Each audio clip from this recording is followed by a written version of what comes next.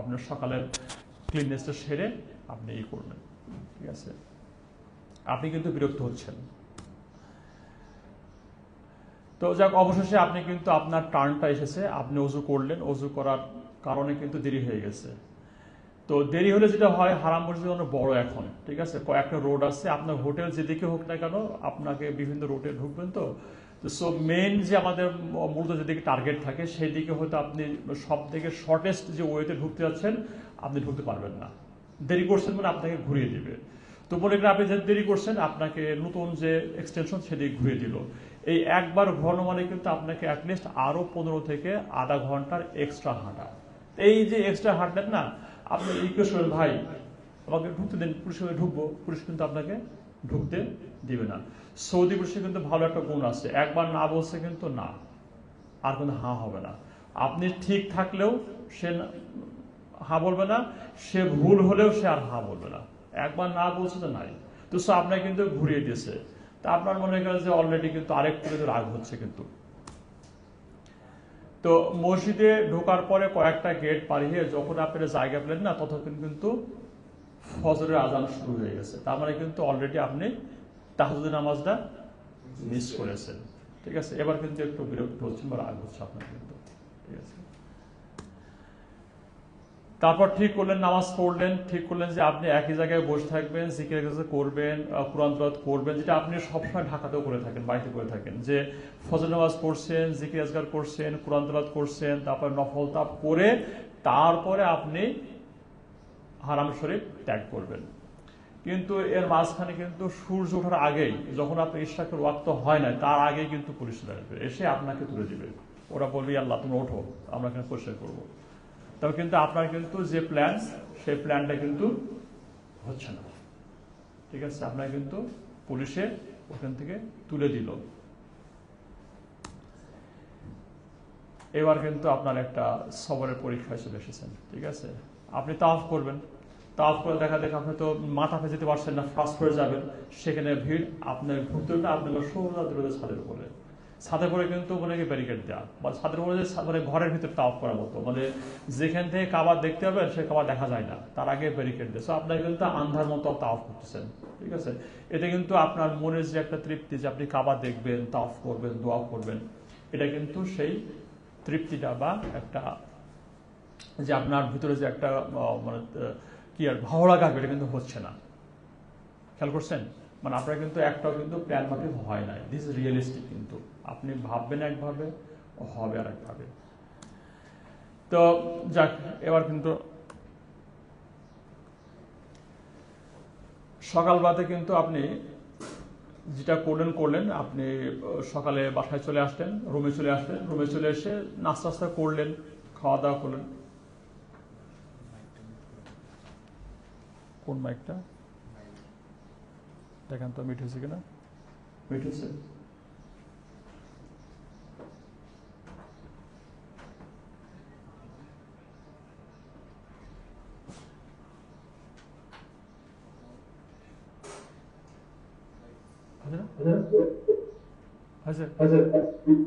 এবার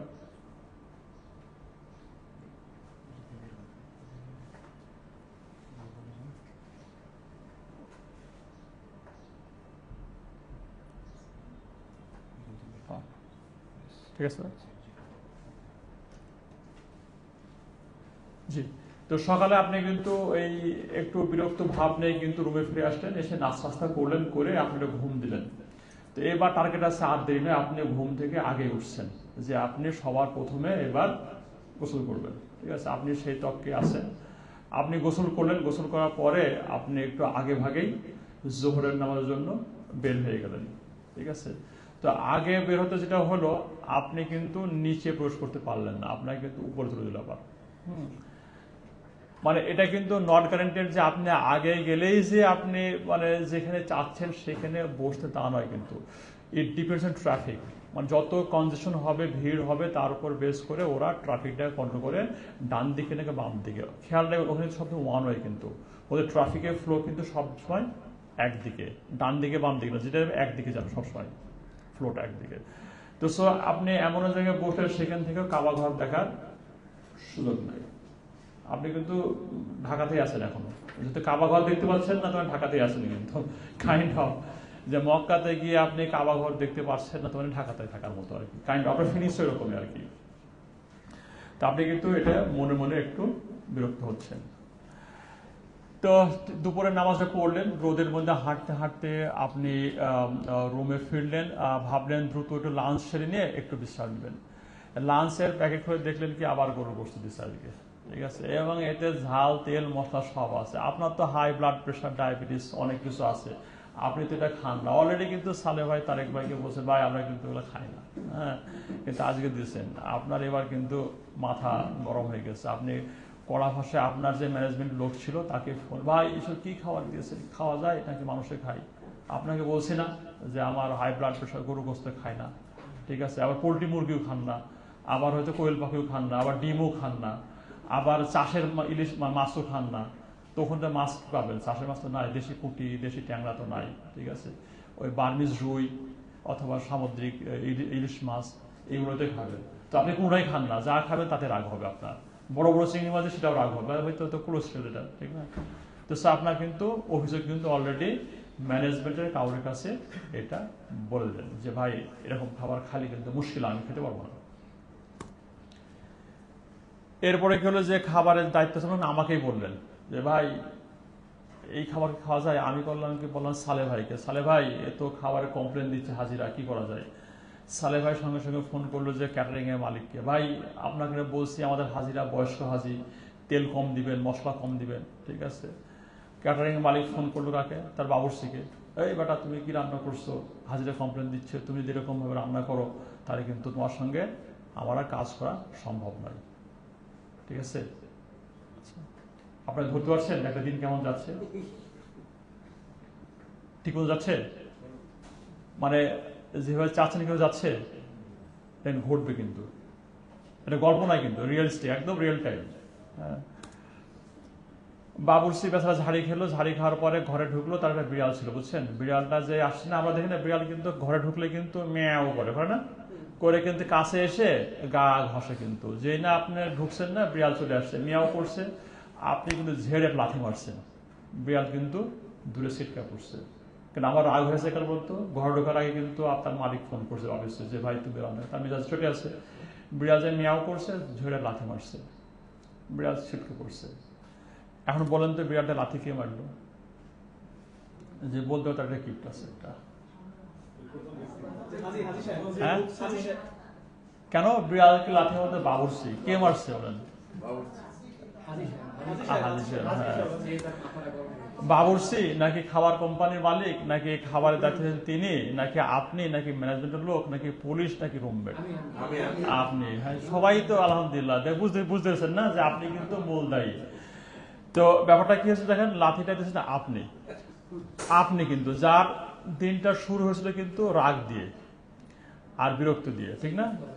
সেই রাগটা কিন্তু একে একে ছড়িয়েছে রুমমেট, পুলিশ, ম্যানেজমেন্ট, খাবারের মালিক, বাবুর্চি এবং শেষমেশ ওই বিড়ালটা, নিরীহ একটা বিড়াল। খেয়াল করছেন না? আপনি কিন্তু অলরেডি পুলিশকে সৌদি পুলিশ একটা খাটাস, কথা এরকম বলে, আরে কি একটা মানুষ নেই, কিচ্ছু বোঝেন না, আমার এগিয়ে যাবো এখন নামাজ পড়বো, কাজ যেতে দিচ্ছি না, ঠিক আছে। আর ইদানিং কিন্তু সত্যি কথা সৌদি পুলিশ রাফ হয়ে গেছে। আমি গতবারে দেখছি যে জুমার দিনে এক বাংলাদেশি ভাই হিজ ট্রাইং টু, মানে ইনসিস্টিং টু গো ইনসাইড মসজিদ ইন দ্য ওয়ে, ওদের না, তোর সঙ্গে সঙ্গে সে তার কলার ধরছে, ঠিক আছে, ডাকাডাকি করছে না, সে নিষেধ করছে, তাই কলার ধরে বসে তুমি চলে যাও। মানে এটা কিন্তু আগে হয় না। তো ওরা তো একটা লিমিট আছে একটা, হয়তো রোদের ভিতরে আপনি ভাবতেছেন কি যে এত রোদ আমাকে এটা বন্ধ করে দেয়, আমাকে আরো 10 মিনিট রোদে হাঁটতে হবে, আপনার টেনশন সেটা। আর তার চিন্তায় তার নিয়ম হচ্ছে যে এদিকে ঢুকলে এখন গন্ডগোল হবে বা ভিড় হবে। তো দুজনে কিন্তু দুই রকম মোটিভ, এই জন্য কিন্তু তারা কন্ট্রোল করতে পারে নাই, আবার আপনি কন্ট্রোল করতে। এবার লেটেস্ট দেখছেন একটা মদিনাতে মসজিদে কিন্তু দেখছেন যে আসলে একটা মহিলা যে একটা পুলিশকে থাপ্পড় দেয়, পুলিশ কিন্তু সঙ্গে সঙ্গে কিন্তু একদম তার একদম উইদিন ফিউ সেকেন্ড সে কিন্তু কুশিতে থাপ্পড় মারছে না। তো দেখেন এটা কিন্তু হচ্ছে পুলিশ দায়িত্ব আছে এখানে কিন্তু তাকে নিশ্চিত করা যে মহিলাদের যেদিকে যাওয়ার দেখে সেদিকে যাবে এবং যেদিকে পথ খোলা সেদিকে যাবে। আর মহিলা চিন্তা হচ্ছে আমি তো নামাজ পড়বো, আমার দেরি হয়ে গেছে, কিন্তু একটা হয়েছে I will take the shortcut way, আমি শর্টকাট রাস্তা নিব। দুজনে কিন্তু পার্সপেক্টিভ দুই রকম। আর এখানে কে ঠিক কে বে ঠিক আমি ওটা বলতে চাচ্ছি না, পুলিশ ঠিক নাকি মহিলা ঠিক, কে বে ঠিক এটা বলছি না। দিস ইজ দ্য রিয়েলিস্টিক ঘটনা। তা আপনার কিভাবে কন্ট্রোল ইয়োরসেলফ, ঠিক আছে? তার মানে হলো যে এই ঘটনা থেকে আমাদের কি শিখতে পারলাম? এই ঘটনা থেকে শেখাচ্ছে যে রাগ সংযত করতে হবে এবং বিরক্তি নিজের ভিতরে থামতে হবে, না হলে তার ছায়াটা কি হবে, অনেক দূর পর্যন্ত যাবে আর ক্ষতি হবে এমন কাউরের যার কোনো দোষই নাই, ঠিক না? আপনারা কিন্তু লিখেন, এখানে কিন্তু কিছু হ্যাশট্যাগ আছে দেখেন, হ্যাঁ, আর যে যত বেশি লিখবে তার জন্য কিন্তু গিফট আছে কিন্তু, ঠিক আছে? আমি কাউন্ট করে পরে যে কে কতটুকু লিখতেছে। তার মানে আমাদের মূল কি, এই ঘটনা কি শেখাচ্ছে আমাদেরকে? নাম্বার 1, আমাদের রাগটাকে কন্ট্রোল করতে হবে এবং আমাদের যে বিরক্তি প্রকাশ হচ্ছে না, এটা বিরক্তিটা প্রকাশ করা যাবে না, নিজের ভিতরে রাখতে হবে। যদি আমরা বিরক্তিটা প্রকাশ করে ফেলি তার মানে হচ্ছে কিন্তু এর একটা ইফেক্ট, যেটা ক্যাসকেডিং ইফেক্ট বলে, এর ছায়াটা কিন্তু অনেক দূর পর্যন্ত গড়াবে এবং তত দূর পর্যন্ত কি, অত পর্যন্ত যেহেতু কোনো দোষী নাই। এক্ষেত্রে কে ছিল? এক্ষেত্রে ছিল ওই বিড়ালটা। 30 সেকেন্ডের রাগ মাত্র, অনলি 30 সেকেন্ড। দেখছেন না ওই যে মহিলা এবং পুলিশ যে গণনা করে, অনলি কিন্তু ফিউ সেকেন্ডে কিন্তু পুলিশ তাকে নিষেধ করছে তুমি ঢুকো না, আর শি ইজ ইনসিস্টিং সে ঢুকবে। ওই দিন ফিউ সেকেন্ড কিন্তু ঘটনা শেষ। ভিডিও কিন্তু বেশিক্ষণ না, কিন্তু অনলি 10 to 15 সেকেন্ড হয়তো। এই যে ছোট্ট একটা ঘটনা, তার যে রিয়াকশনটা, প্রতিক্রিয়াটা একজন থেকে আরেকজনের জীবনে, এটা কিন্তু নেগেটিভ একটা ইম্প্যাক্ট ফেলে। অথচ যদি একটু সংযম, প্যাশেন্স, ধৈর্য রাখতো বা কন্ট্রোল করতো, তাহলে কিন্তু ফাইনালি বিড়ালটাকে কিন্তু আধিক্য হতো না। এখন কিন্তু বিড়ালটা লাথি গেছে, বিড়ালটা কিন্তু নিরীহ প্রাণী, সে কিন্তু কিছুই করে নাই। এরকম কিন্তু আমি কিছুই করবো না, কিন্তু আপনি আমাকে গালাগালি করবেন, সিরিয়াসলি। আমি দোষী না, হয়তো ওই খাবার আমি রান্নাও করি নাই, আমি সৌদি পুলিশের অথরিটিও না, আবার বাসের ড্রাইভারও আমি না, কিন্তু শেষ আমাকে ঝাড়িয়ে দেবেন আপনি, কিন্তু আমি দায়ী না, হয়তো আমার দায়ী মানে আমার এখানে কন্ট্রোলে নাই। হ্যাঁ, ঠিক আছে। তো এই জন্য এই ঘটনা আমাদের কিন্তু এটা শেখাচ্ছে। আর সবর বা ধৈর্য কিন্তু শুধুমাত্র তাওয়াফের ধাক্কার সময় নয়, এটা কিন্তু আমাদের প্রতিটা ক্ষেত্রে, রুমে, লাইনে, খাবার খাওয়ার সময়, পুলিশের আচরণে। আর সব থেকে বেশি দরকার সেটা হচ্ছে নিজের ভিতরে যে রিয়াকশনটা, কোনো কাজের পরিপ্রেক্ষিতে, কোনো কথার পরিপ্রেক্ষিতে রিয়াকশন দিব, এই রিয়াকশনের কন্ট্রোলের সময় আমাদের সব থেকে বেশি কি করতে হবে? আমাদেরকে সবর রাখতে হবে। তো আমরা যখন রেগে যাই বা বিরক্ত হই, ঠিক আছে, এটা বললাম, তা আমাদের আশেপাশে সবার উপর কিন্তু ছড়িয়ে পড়ে, আর হ্যাঁ তাই তো, আমি তো এই প্রবলেম পাচ্ছি। হয়তো পাশাপাশি বলতেছে আমাদের বাথরুমে পানির শাওয়ার দিয়ে পানি পড়ে টুপটুপ, মানে আমাদের এটা আরো জোরে পড়ে, মানে কিন্তু হয়তো পড়েও না, হয়তো যে কলটা হয়তো কেউ বন্ধ করে না, হয়তো মানে এই যে একটা ইফেক্ট, নেগেটিভ কথা কিন্তু অন্য ভিতরে এটা কিন্তু দ্রুত ছড়িয়ে যায়। এবং আমরা যখন বিরক্ত হয় তখন কিন্তু হতাশ হয়ে পড়ি। হতাশ হয়ে পড়লে কি রাগে আবার কেউ জবাব দেয়, আবার কেউ চুপচাপ থাকে। তা আমরা কোনটা থাকবো? চুপচাপ থাকবো। এখানে কে চুপচাপ ছিল? বিড়ালটা, না? কারণ তার থেকে কিছু করার নাই। হ্যাঁ, রাইট। তো এইসব পরিস্থিতি সামলাতে আমাদের বেশ কিছু সফট স্কিল প্রয়োজন।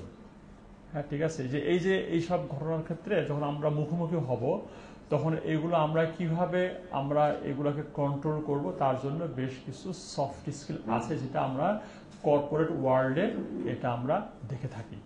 তো আমরা এরকম কিছু সফট স্কিল দেখব। যদি আমরা এই সফট স্কিলগুলো আমাদের ব্যক্তিগত জীবনে, হজে গিয়ে অ্যাপ্লাই করতে পারি, তাহলে ইনশাল্লাহ এখান থেকে বেশ কিছু সুবিধা পাবো, ডিরেক্টলি অর ইনডিরেক্টলি।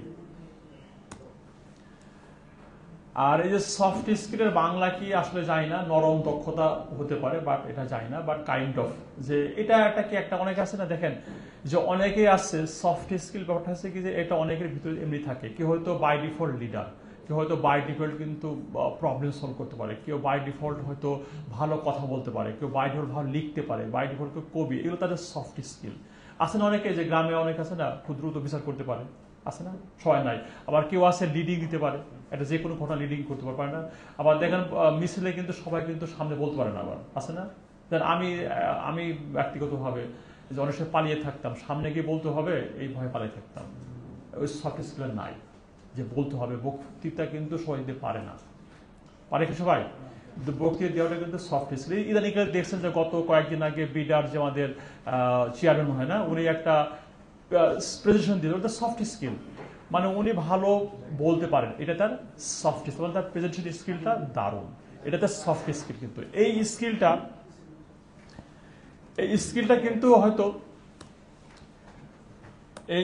কিন্তু হয়তো কি এমনি হয় না, আবার কারো এমনি হয়।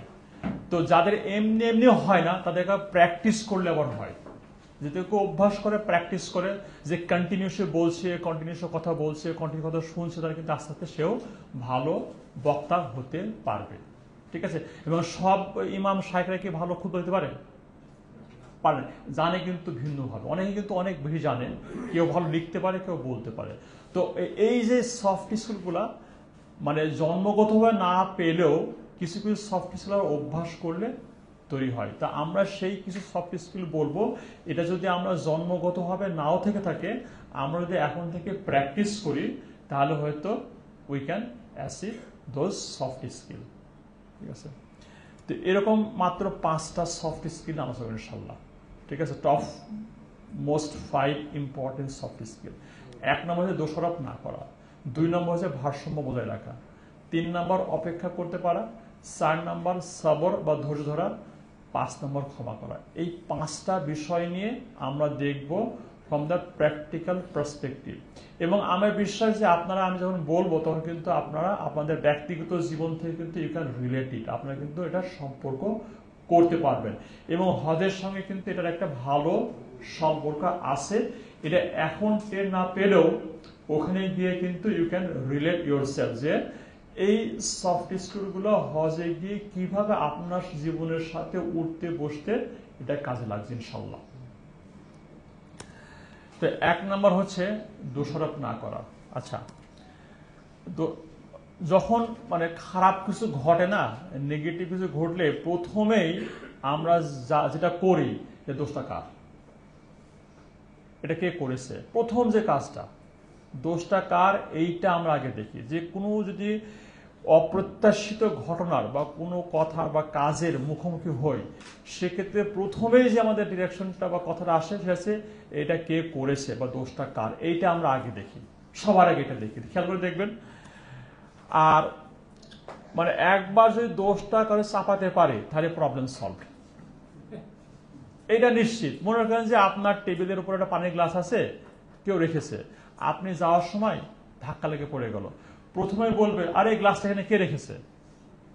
যদি আপনি না রেখে তো অন্য কেউ রাখে, তাহলে তো শেষ, তার মানে প্রবলেম সলভ। গ্লাস পড়ে গেছে, ভেঙে গেছে, শোনা দোষটা এখন আমার ছেলে রেখেছে, তো ওয়াইফ রেখেছে, এখন তুমি এইভাবে গ্লাসটা রেখে ওইভাবে গ্লাসটা রাখে এখানে, দেখে রাখবা না, এই দোষটা কিন্তু চাপাতে পারছেন না, এখন কিন্তু প্রবলেম সলভ হয়ে গেছে।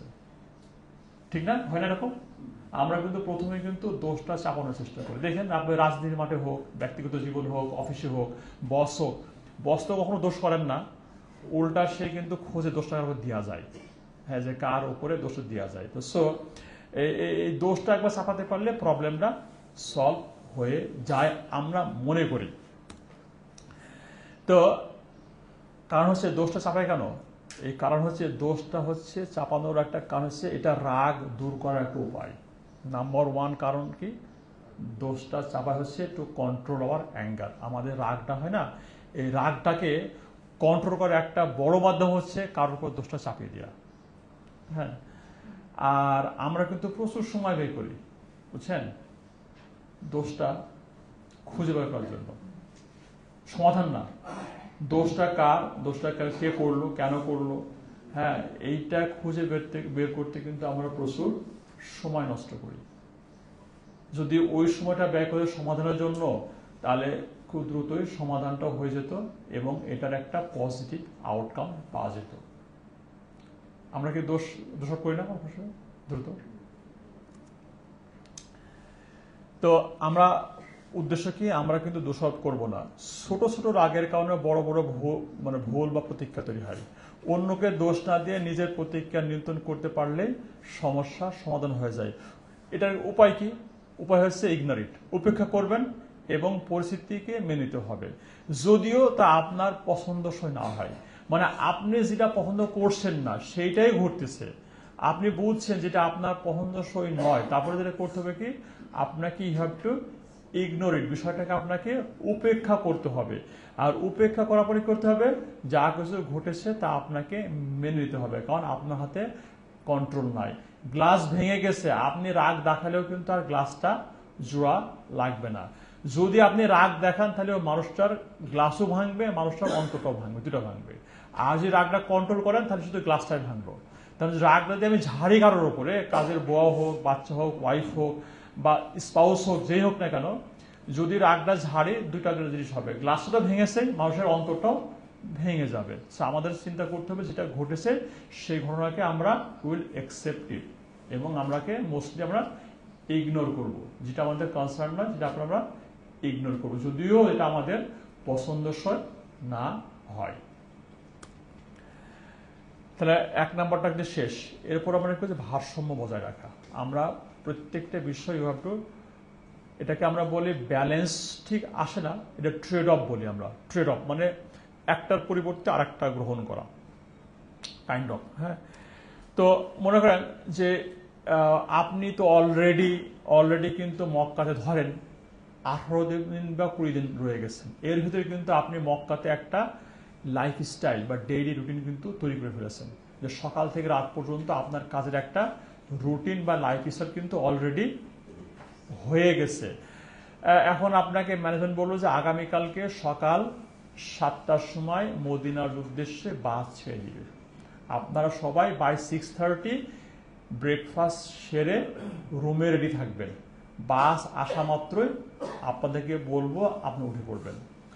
এখন আপনি যদি বাস ধরতে চান তাহলে কিন্তু সকালে যে নফল তাপ করতেন ওটাও করতে পারবেন না, ঠিক আছে, নফল তাপ করতে পারবেন না।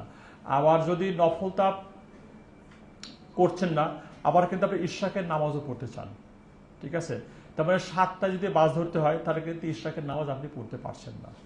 এখন দেখেন আপনি কোনটা করবেন, আপনি বাস ধরবেন নাকি ইশরাক করবেন, তাওয়াফ করবেন, দুটো কিন্তু ভালো কাজ। তারপর আপনাকে কিন্তু you have to trade off, আপনাকে বুঝতে হবে এর গুরুত্ব কোন জায়গায়, ঠিক আছে।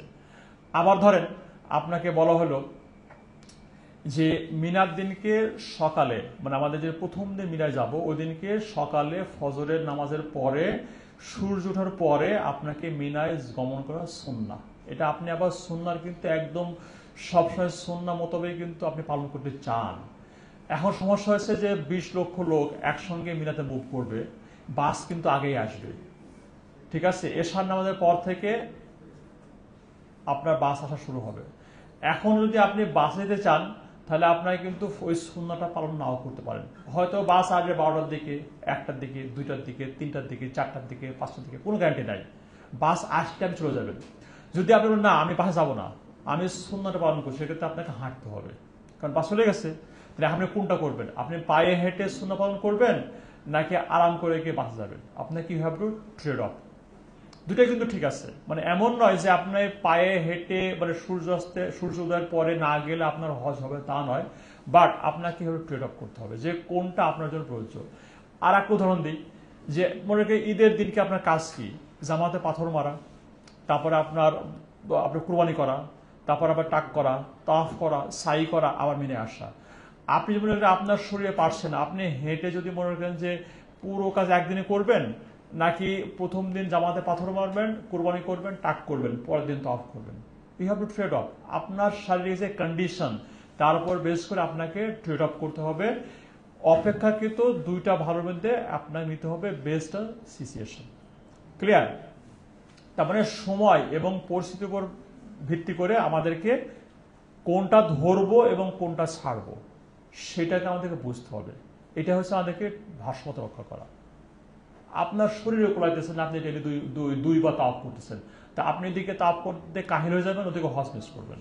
তো আপনাকে সবকিছু মিলে আপনাকে ট্রেড অফ করতে হবে সেভাবে যেভাবে আপনাকে আপনার জন্য বেস্ট ফিজিবল হয়। তো পরিস্থিতি এবং সময়ের উপর ভিত্তি করে আপনাকে basically you have to trade off between two good things. এটা আমাদের শিখতে হবে, এটা একটা স্কিল। যদি আপনি না পারেন তাহলে আপনি আপনার যারা আগে হজে গিয়েছে তাদের জিজ্ঞেস, ভাই এই মুহূর্তে কি করা উচিত, আমি তাওয়াফ করবো নাকি বাস ধরবো, আমি কি আমার তো হাঁটতে সমস্যা, আমি তো 4 কিলো রোদে হাঁটতে পারবো না, তাহলে কি আমি ওই সুন্নাহটাকে এটাও মানে আমি এটা এর অপেক্ষিত এটা মুস্তাহাব বা সুন্নাহ সেকে থেকে বাসে যাবো, এটা you have to discuss with the expert people to take some decision. ঠিক আছে, এটা কিন্তু একটা আর্ট। 3 নাম্বার, এইটাই আমরা সব থেকে একদম নাই, আমরা অপেক্ষা করতে জানি না। আমার সব কিছু ইনস্ট্যান্ট দরকার, বাচ্চাদের মতো। আমি বলছি এখন দরকার, এখন হয়তো বাচ্চারা দেখেন না, যে কোনো জিনিস কিন্তু ইনস্ট্যান্ট চায়, আর কাঁদতেই থাকে, কাঁদা থামেই না, হয় মায়ের অথবা জিনিস দিয়ে যে কোনো একটা নিয়ে কাঁদা হবে। আচ্ছা, অনেক সময় মারলে কাঁদা জোরে জোরে হয়ে যাবে, দেখেন না বাচ্চাদেরকে। তো আমরা কিন্তু বেসিক্যালি কোনো জিনিসে অপেক্ষা করতে পারি না, বা আমাদের ওই লেভেলের অভ্যাস নাই। তো অপেক্ষা, হজ মানে কিন্তু অপেক্ষা। এই ঘর থেকে যে বের হচ্ছেন না, ঘর থেকে বের হয়ে যে আমি আশকোনায় যাবেন, আশকোনা থেকে এয়ারপোর্টে যাবেন, প্লেনে উঠবেন, প্লেন ছাড়ার কথা হচ্ছে 9টা 30 মিনিটে, 35 মিনিটে কেন ছাড়ছে না, 5 মিনিট দেরি হয়ে গেল, আপনি কিন্তু নিষ্পিস করতেছেন। তো সো হজে যাওয়ার জন্য কিন্তু হজ মানে কিন্তু অপেক্ষা, ঘর থেকে বের হয়ে ফেরত আসা পর্যন্ত আপনাকে অপেক্ষা করতে হবে, কম বা বেশি বা বেশির থেকে বেশি আপনাকে অপেক্ষা করতেই হবে, এর কোনো বিকল্প নাই। হজের কিন্তু প্রত্যেকটা ধাপে অপেক্ষা করতে হবে, বোর্ডিং অপেক্ষা, এয়ারপোর্টে গিয়ে অপেক্ষা, জেদ্দা টার্মিনালে গিয়ে বাসের অপেক্ষা, হোটেলে গিয়ে অপেক্ষা, হোটেলে পৌঁছে গেছেন, আপনি বসে আছেন আধা ঘন্টা 1 ঘন্টা 2 ঘন্টা রুমের চাবি দিচ্ছে না, আপনার অপেক্ষা করতে হবে, কারণটা কি, হয়তো কোনো সমস্যা আছে, বিকল্প নেই, কোনো অপেক্ষার কোনো বিকল্প নেই। খাবার খাবেন, যত মানে ডাইনিংয়ে অপেক্ষা করতে হবে, প্লেট নিয়ে দাঁড়িয়ে আছেন, অনেক লোক, অপেক্ষা করতে হবে। হজের দিন ঘুরে আসবে, লিফট অনেক ভিড় হবে, অপেক্ষা করতে হবে, 10 মিনিট 20 মিনিট 30 অপেক্ষা করতে হবে। আপনি যেখানে যাবেন সেখানে আপনাকে অপেক্ষা করতেই হবে, অপেক্ষা করতে না পারলে পরে আপনার হজে গিয়ে আপনি অনেক পেরেশানি পড়বেন, এই মানে বলে না লাইফটা হেল হয়ে যাবে, কি বলে ইংরেজিতে, কি বলে, লাইফটা হেল হয়ে যাবে, কাইন্ড অফ ওইরকম হয়ে যাবে, আপনার জীবনটা একদম মানে মানে খুবই কষ্টকর যাবে যদি অপেক্ষা করতে না পারেন। ঠিক আছে, কারণটা কি, বাস বলেছে 10টার সময় আসবে, আরে বাসের সার্ভিস কি সালে ভাই, তারেক ভাই, রানা শঙ্কর ভাই দেয়? সৌদি অথরিটি দেয়, কত কিছু আছে সেখানে, ট্রাফিক জ্যাম থাকে, ট্রাফিক ঘোরায় দেয়, ড্রাইভার রাস্তা চেনে না, ভুল করছে, হোটেল আলাদা কাছে কত কিছু ঘটতে পারে। তো সো এই জন্য মানে কোনো সার্ভিসের জন্য কিন্তু এই যে অপেক্ষাটা, এই অপেক্ষাটা কিন্তু আপনার অনেক সময় আমাদের হাতে কিন্তু কি কন্ট্রোলে নাই, নিয়ন্ত্রণ নাই। এই জন্য আমাদের কিন্তু এখানে অপেক্ষা করতে হবে। হয়তো বলবে যে 1 ঘন্টার মধ্যে বাস আসবে, তো এই 1 ঘন্টা তো অপেক্ষা করতে হবে। বলা হয়েছে আপনারা রুমে রেডি থাকবেন, বাস আসলে আপনাদেরকে বলা হবে। আপনি নিচে এসে করিডোরে পাশাপাশি করছেন, কখন আসবে, লবিতে পাশে, আরে আপনাদের বলাই হয়েছে যে 1 ঘন্টা পরে বাস আসবে, আপনি রুমে অপেক্ষা করবেন। আপনি তা না করে রেডি হয়ে নিচে লবিতে অপেক্ষা করেন, ভাই বাস কখন আসবে, ভাই বাস কখন আসবে, বাস তো ভাই 1 ঘন্টা হয়ে গেল, ভাই বাস আসলো না, কিন্তু আপনাকে বলা হয়েছে রুমে অপেক্ষা করতে, আপনি কি লবিতে গিয়ে পাশাপাশি করতেছেন, তেমন এটা না, তা না। আপনাকে যখন বলা হয়েছে অপেক্ষা করতে, আপনি অপেক্ষা করবেন চুপচাপ। ঠিক আছে, তো যেহেতু অপেক্ষা করা ছাড়া কোনো বিকল্প নাই, উত্তম হচ্ছে অপেক্ষার সময়টাকে কল্যাণময় হিসাবে গ্রহণ করা, just accept it is a blessings. এই কি করতে পারে সময়, যেহেতু অপেক্ষা করাতে আপনার কোনো নিয়ন্ত্রণ নাই। এই যে আপনি ঢাকাতে বাসা থেকে বের হয়েছেন, অফিসে পৌঁছে রাস্তায় একটা প্রসেশন হচ্ছে, মিটিং হচ্ছে, মিছিল হচ্ছে, আপনার কিছু করা আছে যে ওই মিটিং সরিয়ে আপনি যাবেন? অনেকে আছেন না, জুমার নামাজে বের হয়ে মিটিং করতেছে, আপনি কিন্তু মানে মিছিল করতেছে, দাঁড়ায় আছেন, কিন্তু এখানে কি আপনার কিছু করা আছে, আপনি কিছু ভোট করতে পারবেন যে ভাই ওদেরকে ধাক্কা দিয়ে সরিয়ে আপনি চলে যাবেন? তার মানে এখানে কিন্তু আপনার যদি কিছু করার নাই, যে নিয়ন্ত্রণ নাই, সেজন্য অপেক্ষাটাকে মেনে নেওয়ার অভ্যাস করে জিকির কাজ করতে পারি, মোবাইল ফোন থাকলে সেখান থেকে কোরআন পড়তে পারি, যদি কোনো পেন্ডিং কল থাকে, পেন্ডিং কাজ থাকে, সেটা করতে পারি, ফ্যামিলির সঙ্গে কথা হয় নাই, বন্ধু বান্ধব ফ্যামিলি আত্মীয় কথা বলার দরকার, আপনি অপেক্ষার সময়গুলোতে ওই সময় কথা বলে নেন। ঠিক আছে, ছোটখাটো কিছু কাজ থাকে না, আপনার সময় কাজ থাকে, তো মানে আপনি ওগুলো শেষ করতে পারেন। তো সো অপেক্ষার সময়টাকে আপনার কিন্তু কল্যাণকর বা কল্যাণময় হিসাবে ব্যবহার করবেন। বরং আপনি অপেক্ষায় দাঁড়িয়ে আছেন, আপনি গল্প গুজব না করে কোরআন পড়লেন, জিজ্ঞাসা করলেন, কিংবা মানুষের কথা বললেন। ঠিক না, অনেকের অফিসের কাজ থাকে, ইমেল চেক করা, একটা SMS দেওয়া, একটা ভয়েস দেওয়া, এগুলো আপনারা করতে পারেন, কারণ এই অপেক্ষা করা ছাড়া কোনো বিকল্প নেই। আপনি যতই পাঁচারি করেন না কেন, যতই না ঘুমে বসে থাকেন না কেন, বাস বলছে 1 ঘন্টা পর আসবে, 3 ঘন্টা পরও আসতে পারে, 5 ঘন্টা পর আসতে পারে। আপনি এখান থেকে অপেক্ষা না করে অন্য কিছু করার কোনো সুযোগই নাই। হয় ঘুমান, চুপচাপ বসে থাকে, জিজ্ঞাসা করেন, সোজা কথায় আপনি অপেক্ষাটাকে কল্যাণময় হিসাবে গ্রহণ করুন, কারণ এখানে আপনার কোনো একদম হাত নাই। কটা হয়েছে আমাদের? 3টা। যাক আলহামদুলিল্লাহ, তারপরে আপনি ফলোইং মি, রাইট। 4 নম্বরটা হচ্ছে সবর বা ধৈর্য।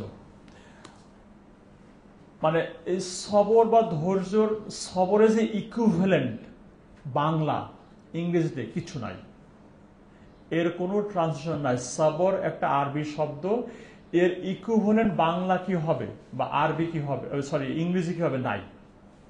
আমরা শব্দে কাছাকাছি যেটা পেয়েছি ধৈর্য বা প্যাশেন্স বলে, কিন্তু অ্যারাবিক সেন্সে, আমাদের ইসলামিক মানে রিলিজিয়াস সেন্সে সবর ইজ নট প্যাশেন্স, সবর ইজ নট ধৈর্য, এর নাম, ঠিক আছে। এই সবর কিন্তু হচ্ছে একটা আমাদের মুসলিমের শুধু it is applicable for Muslim.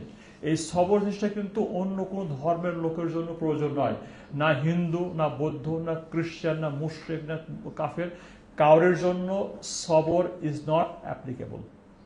সবর is only applicable for only Muslim, যারা আল্লাহ এবং তার দ্বীনে বিশ্বাস করে তাদের জন্য। এটা আমাদের একটা personal characteristic traits, personal character traits, এটা একটা বৈশিষ্ট্য, এবং এটা আমাদের একটা বৈশিষ্ট্য। প্রত্যেকের ভিতরে সবর একটা বৈশিষ্ট্য। হজ হলো ধৈর্য এবং মেজাজের পরীক্ষা, বাস, আর কিছু না। আপনি পরীক্ষা দিবেন না, হজের পরীক্ষা দিচ্ছেন তো, তো হজ হলো ধৈর্য এবং আপনার মেজাজের পরীক্ষা। আপনি অনেক মেজাজি, ঠিক আছে, আমার দিকে তাকায় না, চুল খাড়া মানে আমার মেজাজ তা না, এদিকে থেকে লাভ নাই। অনেকে হচ্ছে চুল খাড়া, কথা কিন্তু সত্য, ঠিক আছে। তো হজ হলো কিন্তু ধৈর্য এবং মেজাজের পরীক্ষা। হ্যাঁ, আসলে যে বললাম যে সবরের কিন্তু ইকুইভ্যালেন্ট মিনিং নাই। সবরটা কি? সবরের নাম্বার 1, হারাম বা ক্ষতিকর জিনিস থেকে নিজেকে বিরত রাখা। ইসলামিক্যালি সবর মানে 3টা। 1 নম্বর কি? হারাম বা ক্ষতিকর জিনিস সাথে নিজেকে বিরত রাখা, নাম্বার 1, ঠিক আছে। এটা কি ধৈর্য ধরা বোঝা যায়? ধৈর্য মানে ইভেন্ট অপেক্ষা বুঝি আমরা, ধৈর্য মানে কিন্তু ব্যাপারটা অপেক্ষার মতো, কিন্তু এটা ধৈর্য ধরো তার মানে অপেক্ষা করতে বলছে, কিন্তু ইসলামিক মানে সবর ইজ নট ইকুয়াল টু ওই যে ওই ওয়েটিং না, কিন্তু। হ্যাঁ, 2 নম্বর কি? সর্বশক্তি মানে আল্লাহ সুবহানাহু ওয়া তাআলা অবাধ্যতা থেকে নিজেকে বিরত থাকা, 2 নম্বর। 3 নম্বর কি? আল্লাহ সুবহানাহু ওয়া তাআলা যা অপছন্দ করেন তা প্রশ্নাতীতভাবে মেনে নিয়ে নিজের নফসকে আল্লাহর দিকে সমর্পণ করা। এই 3টার কম্বিনেশন হচ্ছে সবর। সবর নাম্বার 1 কি? নিজেকে হারাম এবং ক্ষতিকর জিনিস থেকে বিরত রাখা। 2 নম্বর কি? সর্বশক্তিমান আল্লাহ সুবহানাহু ওয়া তাআলা অবাধ্য থেকে, যে কাজটা করতে নিষেধ করেছে সেই কাজ থেকে নিজেকে বিরত রাখা। 3 নম্বর কি? যে একটা নিষেধ, আর হচ্ছে যে অপছন্দ করেন, ঠিক আছে, কিন্তু আপনার পছন্দ হচ্ছে দাড়ি না রাখা, আপনার পছন্দ হচ্ছে হিজাব না পরা, আপনার পছন্দ হচ্ছে মাঝে মধ্যে পান বিড়ি সিগারেট খাওয়া, কিন্তু এগুলো আল্লাহ অপছন্দ করেন। তো এই ক্ষেত্রে আপনাকে কন্ট্রোল করতে হবে এবং আল্লাহ যেটা বলেছে সেই দিকে নিজের নফসটাকে সাবমিট করতে হবে। এই 3টের কম্বিনেশন হচ্ছে সবর। এটা কি বাংলাতে ধৈর্যটা বোঝায়? ধৈর্য দিয়ে যা আমরা বুঝি, এটাকে বুঝি আমরা, এটা মিন করে না, মিন করে না।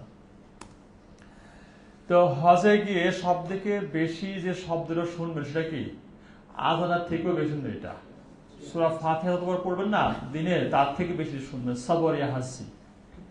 মানে ডেইলি যতবার সূরা ফাতিহা পড়বেন না তার থেকে বেশি শুনবেন এটা, সবর ইয়া হাসি, সবর ইয়া হাসি। দেখেন যেখানে যাবেন হাজিরাও বলবে, আপনারাও বলবেন, পুলিশও বলবে, সবাই বলে সবর ইয়া হাসি। কারণটা কি? That is the most important thing.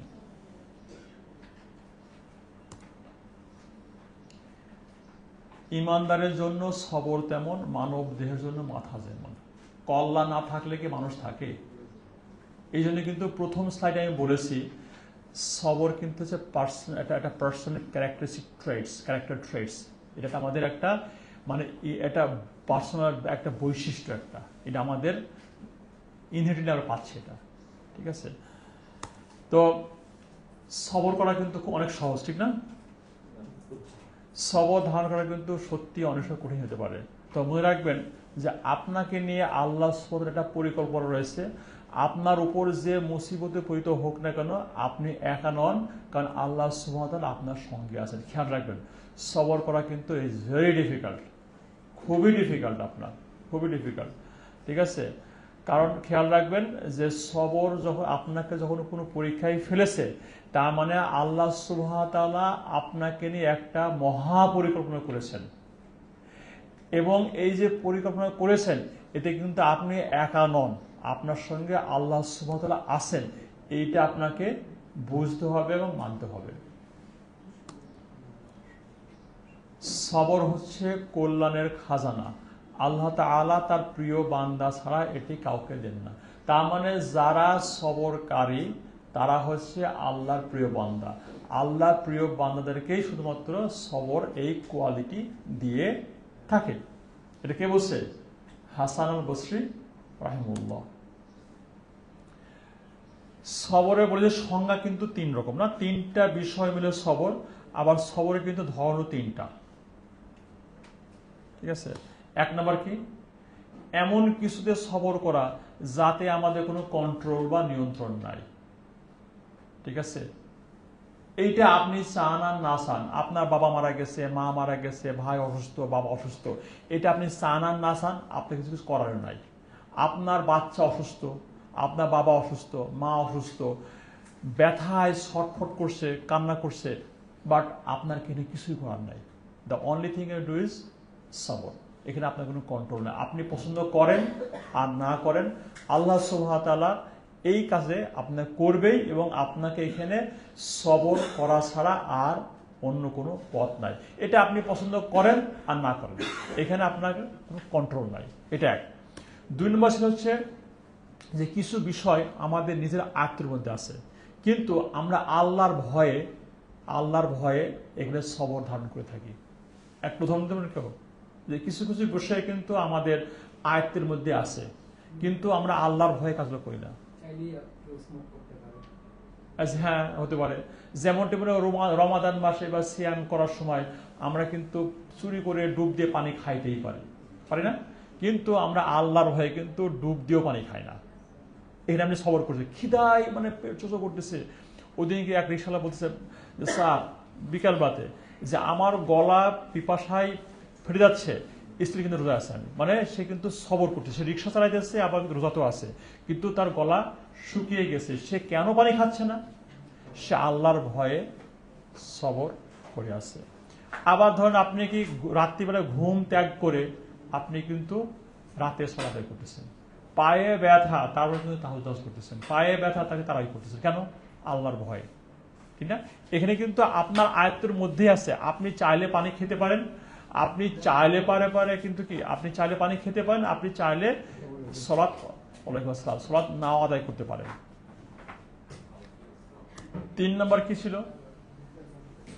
3 নম্বর হচ্ছে সবর করার ব্যাপারে আমাদের স্বাধীনতা আছে, মানে আমরা এখানে স্বাধীন। আমরা চাইলে সবর করতেও পারি, আবার নাও করতে পারি। তার মানে আপনি চাইলে সবরকারী হতেও পারেন, আবার তার সঙ্গে কি প্রতিশোধও নিতে পারে। এইখানে আপনার স্বাধীনতা আছে, এবং এইটা হচ্ছে সব থেকে ডিফিকাল্ট। এই সিচুয়েশনে ডিফিকাল্ট। ধরেন আপনাকে একবার ধাক্কা দিল, আপনার পায়ে পাড়া দিল, আবার সে বলে সরি, বলে ভাই বুঝলাম তো সরি বললেন, কিন্তু পায়ে কেন পাড়া দিলেন? বলে ভাই বলে সরি বললাম, তাহলে বুঝলাম ভাই সরি বলছেন, কিন্তু আমার পায়ে কেন পাড়া দিলেন? ভাই আমি বুঝছি আপনি সরি, কিন্তু আমার পায়ে কেন পাড়া দিলেন? তো ভাই একটা চড় মারো একটা। হ্যাঁ, তার মানে সে কিন্তু একটা প্রতিশ্রুতি চাচ্ছে। এই ক্ষেত্রে কিন্তু মানে আপনাকে সবরও করতে পারে। আবার মনে করেন যে আপনি যাচ্ছেন, আপনি ব্যাগ রেখেছেন, আপনার ব্যাগটা তুলে বাসে একজন বসে পড়েছে, ঠিক আছে? ভাই আপনি এখানে বসছেন কেন? আমি এর ব্যাগটা দেখেন না, আপনার চোখ নাই, আপনার কোনো কাণ্ডজ্ঞান নাই, এটাও বলতে পারেন। তাকে তুলতে পারেন, ও ভাই ঠিক আছে বসেন, আমি পিছনে বসতেছি। কোনটা করবেন এটা আপনারা দেখেন, যেটা ভালো মনে করেন। আপনি কি সবরকারী হবেন, নাকি ওই যে পায়ে পাড়া দিয়ে বলে ভাই আপনি আমার পায়ে একটা পাড়া দেন আর চর মারেন তারপরে মাফ করেন? তার মানে হচ্ছে যে আপনি এই ক্ষেত্রে সবরকারীও হতে পারেন অথবা প্রতিশোধ গ্রহণকারী হতে পারেন, এটা আপনি স্বাধীন। এই ক্ষেত্রে আমরা 100-100 না, 100-100 আমরা ফেল করি, মোস্টলি ফেল করি। ইজ ভেরি ডিফিকাল্ট এই ধরনের ক্ষেত্রে আমাদেরকে সবর ধারণ করা। আমাদের কিন্তু হজে গিয়ে প্রত্যেক দিনে কোনো না কোনোভাবে ধৈর্য পরীক্ষা ফেলতে হবে। প্রতিদিনই কোনো না কোনোভাবে আমাদেরকে ধৈর্য পরীক্ষা করা। কারণটা কি? সময় মতো সালাত আদায় করতে শুরু করে অতি ভিড়ে ধাক্কাধাক্কি করা, হজে আসার পর ঠিক না করা, খাবার দেরিতে আসা, রুমে পানি না থাকা, বাস দেরিতে আসা, হোটেলের এসি কাজ না করা, রুমের সাথে বনিবনি না হওয়া, তাঁবুতে হয়তো অনেকে এসির দিকে জায়গা নিয়ে বসে থাকবে, আপনি এসি ঠান্ডা বাতাস পাবেন না, খাবারের মান খারাপ হওয়া, পরিমাণে হেরফের হওয়া, মানে বিভিন্নভাবে আপনার কিন্তু এই সবরের পরীক্ষায় ফেলবে, পরীক্ষা করতে হবে বিভিন্নভাবে। একরকম মানে কোনো নির্দিষ্ট কোনো পদ্ধতি নয়, বিভিন্নভাবে আপনার কিন্তু সবরের পরীক্ষায় ফেলা হবে এবং প্রতিদিনই আপনার কোনো না কোনোভাবে ধৈর্য পরীক্ষা করা হবে। তো আমাদের ধৈর্য পরীক্ষা কেন করা হয়? কারণ আল্লাহ সুবহানাহু ওয়া তাআলা যদি কোনো বান্দাকে এমন একটা মর্যাদায় পৌঁছে চাচ্ছেন, সেটা বান্দা নিজের আমল দ্বারা পৌঁছাতে সম্ভব নয়। মনে করেন আপনি যতই লম্বা হন না কেন, হাত দিয়ে হলে কিন্তু ওয়াল ছুঁতে পারবেন না, আর টুল লাগবে একটা। তো আপনি চাইতেছেন ওই মানে উপরের ওয়াল ছুঁতে, কিন্তু ইট ইজ পসিবল, আপনার পক্ষে কোনোভাবেই সম্ভব না টু রিচ দ্যাট পয়েন্ট। তখন আল্লাহ চাচ্ছে আপনি ওখানে পৌঁছান, আল্লাহ তার আপনাকে উপর থেকে দড়ি ফেলবে না। তো so there R some way. একটা হচ্ছে কি আপনাকে পরীক্ষায় ফেলবে। পরীক্ষায় ফেলবে কি হবে? আপনার কিছু ওই ভালো কাজ করে, দান সদাকা খয়রাত করে আপনি ইউ ক্যান রিচ দেয়ার। কারণ আপনার এতটা ভারী আছেন না, ওই ভারীটা কিন্তু খসাতে হবে, তবে তো আপনি পানি থেকে উপর দিকে উঠবেন। তখন কি হবে? আপনার শরীরে কিছু অসুখ বিসুখ দিয়ে, ধন সম্পদে ক্ষয় দিয়ে, সন্তান সন্ততিতে কোনো বিপদ আপদ দিয়ে, এইগুলো দিয়ে আপনার কিছু গুনাহ মাফ করে আপনাকে উপর দিকে ফেলবে। কারণ আপনি যতই চাপাচাপি করেন কেন, আপনার সর্বোচ্চ কথা হচ্ছে 100 কেজি মাথায় নেওয়া, এরপরে কিন্তু সম্ভব না। আপনি যতই চেষ্টা করবেন কেন, সারাদিন আপনি 100 রাকাত নামাজ পড়ার ক্ষমতা আছে, বা 10 বার তাওয়াফ করবে, এভাবে পারবেন না। কিন্তু আপনাকে আল্লাহ চাচ্ছে আরো উপর দিকে তুলতে। তো তুলতে হলে কিন্তু আপনার গুনাহগুলো মাফ করতে হবে। তো আপনার যতটুকু ক্ষমতা, সেই ক্ষমতার ভিতরে এত গুনাহ মাফ করা সম্ভব না। তাহলে আপনাকে আল্লাহ সুবহানাহু ওয়া তাআলা ওই মর্যাদা পৌঁছানোর জন্য কিছু গুনাহ ক্ষমা করার জন্য এই পরীক্ষায় ফেলবে।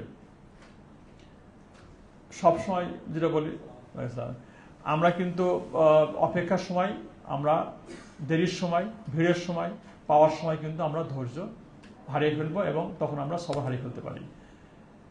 সর্বোচ্চ লেভেলে সবর উদয় করতে হবে হজে গিয়ে, যখন নারী পুরুষ একসঙ্গে তাওয়াফ করবে এবং সাইতে আমাদেরকে সর্বোচ্চ পর্যায়ে সবর করতে, সো দ্যাট আমাদের দ্বারা কোনো অশালীন বা কোনো বিরূপ অভিজ্ঞতার, অনাকাঙ্ক্ষিত অভিজ্ঞতার মুখোমুখি না হতে হয়। আমাদেরকে উই হ্যাভ টু কন্ট্রোল, একদম সর্বোচ্চ পর্যায়ের প্যাশেন্স রাখতে হবে। বিশেষ করে যখন আমরা হজের সময় নারী পুরুষ একসঙ্গে তাওয়াফ করবো, সেটা কোনো অনাকাঙ্ক্ষিত পরিবেশের পরিস্থিতির মুখোমুখি না হতে হয়। That's the number one. সর্বশেষ স্লাইডটা বলে শেষ করি ইনশাল্লাহ। এটা ক্ষমা। এই ক্ষমা আমরা করতে পারি না, প্রতিশোধ নিতে পারি আমরা কিন্তু খুবই মানে ভিন্ডিকটিভ, মানে প্রতিশোধ না নেওয়া পর্যন্ত কিন্তু আমাদের মনে রাগ যায় না। তো আমাদেরকে নিঃসন্দেহে আমাদের মধ্যে এমন কেউ নাই যে ভুল করে না এবং অন্য লোকদের প্রতি জুলুম করে না। আমরা কিন্তু এটা করি। এই যাওয়ার সময় কিন্তু মসজিদ থেকে বের হওয়ার সময় আর একজন স্যান্ডেলতে পাড়া দিয়ে চলে যাচ্ছি, তার মানে তার স্যান্ডেলটা কিন্তু ধোলা লাগাই দিয়ে গেলেন, সে কিন্তু বিরক্ত হচ্ছে। মানে এহেন কেউ নাই, ঠিক আছে, যে আমরা কিন্তু জেনে বুঝে মানে এই কিন্তু এরকম কিছু ভুল করেই থাকি এবং জুলুম করে থাকি। এবং আমরা আবার প্রত্যেকে চাই যে তার আমাকে ক্ষমা করুক। আমি ক্ষমা করবো না, কিন্তু আমি আবার এক্সপেক্ট করি যে আমাকে যেন আপনি ক্ষমা করে দেন, কিন্তু আমি আপনার ক্ষমা করতে চাচ্ছি না। কিন্তু যখন আমি ভুল করি তখন কিন্তু আবার আপনি এক্সপেক্ট করেন যে আপনাকে যেন ক্ষমা করে দিই। তাই আমাদের কিন্তু এইটা খুবই গুরুত্বপূর্ণ। তো এই জন্য আল্লাহ সুবহানাহু ওয়া তাআলা বলছে যে তোমরা যদি তাদের প্রতি ক্ষমা সুলভ আচরণ করো, আর দেরি আছে এখনো 10টা 7-8 মিনিট লাগবে। জি, তোমরা যদি তাদের প্রতি ক্ষমাশীল আচরণ করো, তাদের দোষ উপেক্ষা করো আর তাদেরকে ক্ষমা করো, তাহলে তোমাদের সেই কাজ হবে আল্লাহর নিকট পছন্দীয়, কারণ আল্লাহ অতি ক্ষমাশীল এবং বড়ই দয়ালু। ঠিক আছে, তার মানে আবার নবী করিম সাল্লাল্লাহু আলাইহি ওয়াসাল্লাম কি বলছে, তোমরা দয়া করো তোমাদেরকে দয়া করা হবে, তোমরা ক্ষমা করো তোমাদেরকেও ক্ষমা করা হবে। তার মানে আপনি যদি ক্ষমা করেন তাহলে আল্লাহ সুবহানাহু ওয়া তাআলা আপনাকে ক্ষমা করবেন ইনশাআল্লাহ। যখন আমরা বিরক্তি প্রকাশ করি না, তখন আমাদেরকে চিন্তা করতে হবে যে আমরা আল্লাহর প্রতি কত খারাপ ব্যবহার করি। নামাজের সময় হাই তুলি, ইলিম ভিলিম করি, আলমোড়া পারি, এদিকে তাকাই, ঠিক আছে, অনেকে দেখে আঙুল মোটকাই, হ্যাঁ অনেকে দেখে আঙুল মোটকাই, মানে তাহলে দেখি মানে আপনার পড়া শেষ না, খুব করছেন, মানে ইমামকে বলছেন ভাই শেষ করো আমার শেষ। এই যে দেখেন আমার যখন ইবাদতে কিন্তু আমরা অনেক ঘাটতি থাকে, তা আল্লাহকে আমাদের ওই ঘাটতির জন্য কিন্তু হাই তুলছেন, মুখে কি থাপ্পড় মারেন না, তা আমাদের কিন্তু ঘাটতি আছে, তা আল্লাহ কিন্তু কন্ট্রোল করতেছে, মানে আল্লাহর যে পাওনাটা হকটা কিন্তু আমরা সঠিকভাবে পালন করতে পারছি না, তারপরে কিন্তু আল্লাহ সুবহানাহু ওয়া তাআলা ক্ষমা করতেছে। এইটা মাথায় রাখবেন, এইটা মাথায় রাখলে আমাদের কাছে যে মানুষ খারাপ কাজ করছে না, দুর্ব্যবহার করছে না, বিরক্ত প্রকাশ করছে না, এটা কিছুই না। ওই যে বলে না যে 5 লাখ টাকা মাত্র হলে 5,000 টাকা কিছুই না, এইটাই তাই। আমরা আল্লাহ সুবহানাহু ওয়া তাআলা যত দুর্ব্যবহার করি ইবাদত করার সময়, যদি ওইটাকে মাথায় রাখি, তাহলে আমাদের সাথে মানুষ যে বিরক্ত বা দুর্ব্যবহার করে ওটা কিছুই না। We have to remember that, যে আমরা আল্লাহর সাথে ইবাদত করার সময় কত ভাবে আমরা ব্যবহারটা করে থাকি। ঠিক আছে, তো এটা উপায় কি? উপায়টা মানে আপনাদের রিয়াকশনটা, কেউ যদি বিরক্ত হয়, কেউ যদি ভুল করে, কি করতে হবে আমাদেরকে? লোকদের সাথে ক্ষমা এবং উপেক্ষার ভিত্তিতে মানে ইগনোর করেন, এই যে আবার ইগনোর করেন, ভাই সরি ভাই ঠিক আছে, ভাই ঠিক আছে সরি ভাই, বাস খাল্লাস।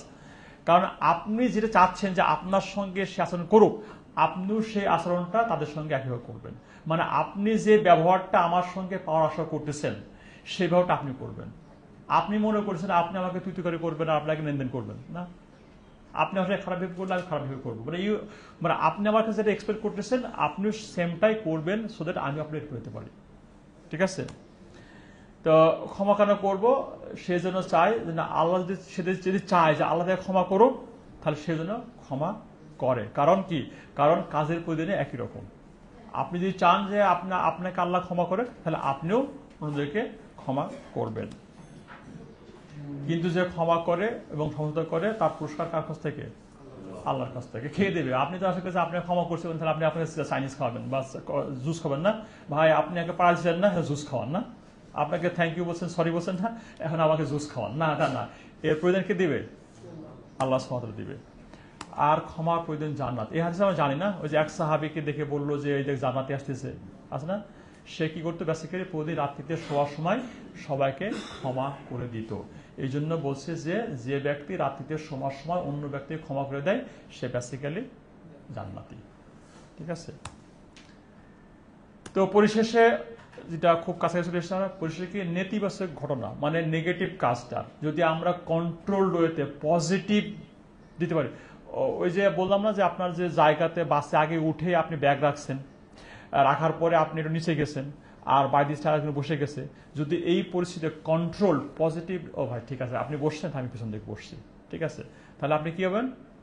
আপনি একটা পজিটিভ আউটকাম পাবেন। যদি ওর উপর ঝাঁঝাই করেন, আর একদিন আপনি কিন্তু ওই ভুলটাই করতে পারেন যেটা আপনার উপর আর একদিন জায়গায় বলবে আরো খারাপ হবে। এই জন্য যে কোনো নেতিবাচক ঘটনাতে যদি আমরা কন্ট্রোলড ওয়েতে পজিটিভ রিয়াকশন দিতে পারি, তাহলে আমরা পজিটিভ কি আউটকাম পাবো। উপেক্ষা করবেন এবং পরিস্থিতিকে মেনে নেবেন। ঠিক আছে,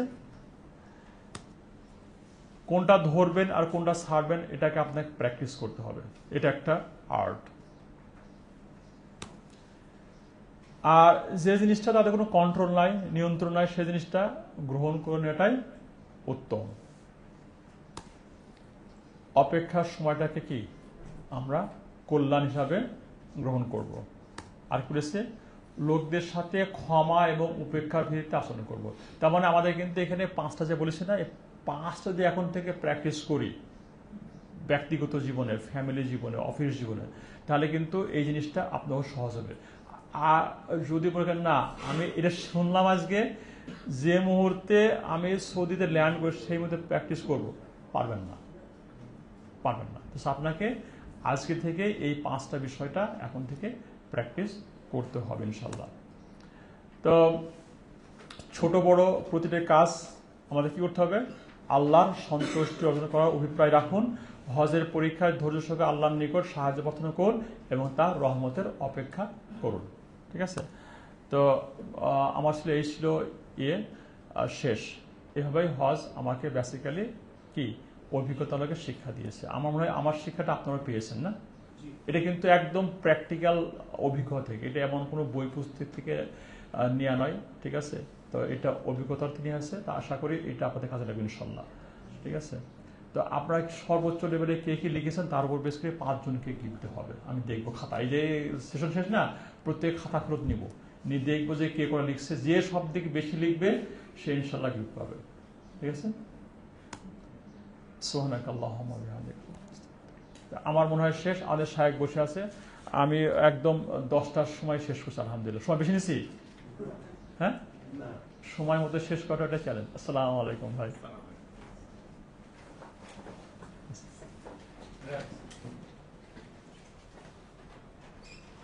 Yes.